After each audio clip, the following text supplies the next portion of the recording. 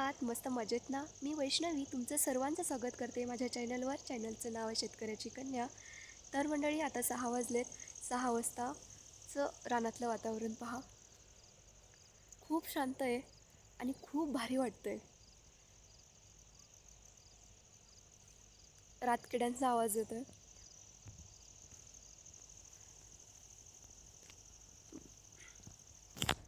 भरणे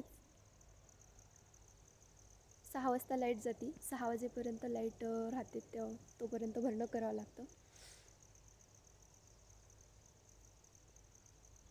म्हणजे आत्ता सध्या तरी आम्ही निवांत आहे, पण 6 वाजेपर्यंत भरावं लागतं.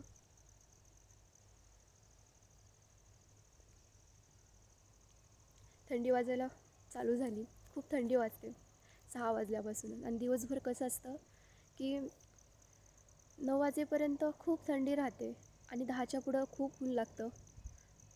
इतकं ऊन की असं वाटतं उन्हाळा लागला की काय. म्हणजे सावलीत गेलं की थंडी वाजते, उन्हात आलं की ऊन लागतं. आणि या बदलत्या वातावरणामुळे लवकर आजारी पडतं माणूस. सर्दी, खोकला, ताप होतो. त्यामुळे तुम्हीसुद्धा स्वतःची काळजी घ्या, स्वतःला जपा. एवढंच मला सांगायचं होतं. दिवसभर ताप होता, आता थोडा ताप कमी झाला आहे. गोळी घेतली होती. आणि आपण कितीही आजारी असलो ना, तरी आपल्या शेतात रानात आलं की खूप भारी वाटतं, प्रसन्न वाटतं. सगळा थकवा, सगळं जे दुखणं असतं ते क्षणात नष्ट होतं. आता थंडी वाजते तरी खूप भारी वाटतं. सगळा शीण निघून जातो रानात आलं की.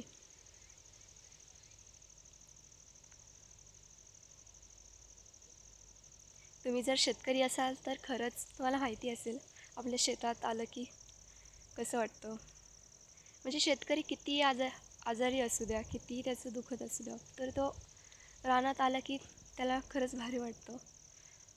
म्हणजे सगळा शीण आणि सगळा थकवा निघून जातो शेतात आलं की.